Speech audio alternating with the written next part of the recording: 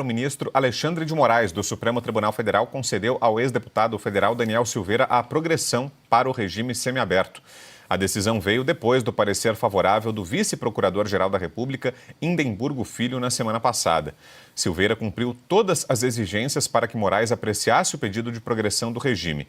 Entre as imposições feitas pelo ministro estão o pagamento de multas e a realização de exame criminológico. E Ana Paula Henke, uma decisão protocolar, né? Era o que se esperava que o ministro atendesse aos requisitos. Os requisitos ali estavam dados, né? Já houve o cumprimento daquelas medidas previstas em lei. Era natural que houvesse a progressão de regime. Mas o que chama a atenção é que o ministro colocou outros obstáculos, vários obstáculos, para impedir até onde deu a progressão do regime do Daniel Silveira. Agora ele acontece, Ana.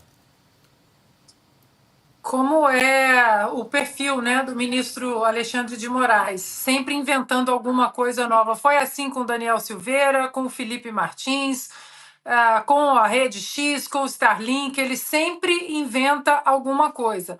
Agora, nós comemoramos por um lado, porque o Daniel Silveira vai poder estar com a sua família, mas no contexto maior não dá para a gente comemorar, porque esse contexto todo é um absurdo. São várias violações contra os direitos humanos, são várias violações contra a nossa Constituição, contra o devido processo legal.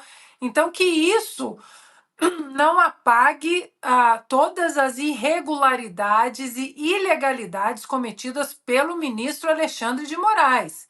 E essas ilegalidades e inconstitucionalidades estão chegando aqui naquele quebra-cabeça que a gente sempre comenta que está sendo montado aqui nos Estados Unidos, com o nome específico do ministro Alexandre de Moraes. Porque agora teve um parecer para essa autorização, né, que Daniel Silveira vá para o semiaberto, o parecer da PGR, mas havia um parecer de 2022 também da PGR, da subprocuradora Lindora Araújo, que o parecer dizia que o perdão, o indulto presidencial era constitucional e tinha que ser respeitado, levando à extinção total da pena do Daniel Silveira. Ou seja, mais uma vez, Alexandre de Moraes julgando e assinando as suas decisões de acordo com a cabeça dele apenas. Diga, Piotr.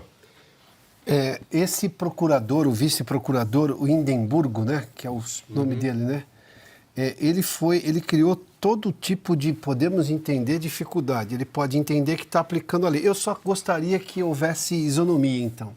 Quando nós tivermos outros casos assim, que haja o mesmo tratamento. Porque o que parece, até porque e essa é a questão, é que o caso do Daniel Silveira, que convenhamos, né, o Supremo Tribunal Federal cassou uma graça presidencial. O nome é esse, cassou a graça presidencial concedida, então, lá pelo presidente Jair Bolsonaro. No caso, especificamente, do Daniel Silveira.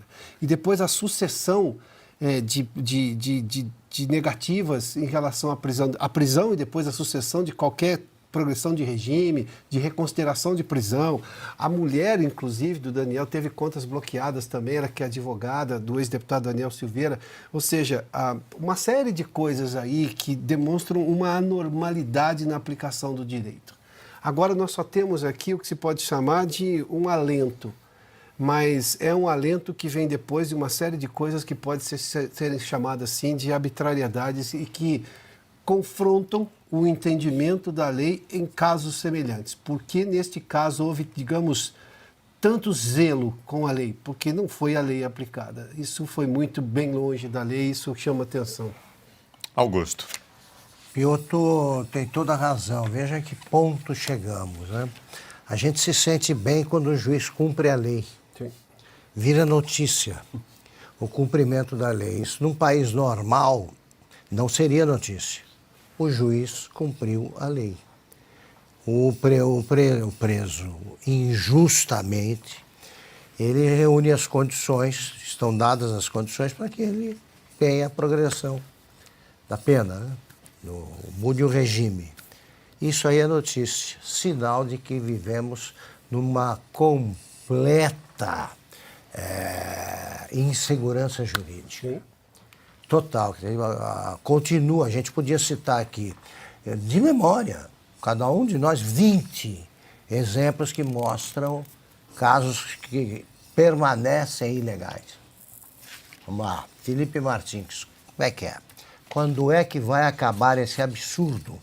Um homem que teve de ser solto não, devolvido a meia liberdade, que usa tornozeleira eletrônica, o dia inteiro. Um cara que não tem nada contra. Foi acusado de fazer uma viagem que não fez, que não houve. Ele continua submetido a castigos. Sim. Então eu prefiro, neste momento, registrar a boa notícia não merece nenhum tipo de agradecimento. Juiz cumpre a lei, ele existe para isso. Ainda falta muito, porque foi ignorada a graça presidencial, concedida ao Daniel Silveira, já punido injustamente. Tudo foi errado. No caso dele, ele está preso. A gente acha que mudar o regime é uma boa notícia. E é, nessas condições. Então eu me envergonho de um país que fica feliz. E eu compreendo porque fica. Eu também me sinto aliviado. Mas quando a gente tem de comemorar o cumprimento da lei, num caso, por um juiz que se mete em todas e que confessa comandar uma vara judicial criminal, quando o papel dele é cuidar da Constituição, que desrespeita todos os dias, aí as coisas vão mal. Aí o país vive numa situação de absoluta anormalidade.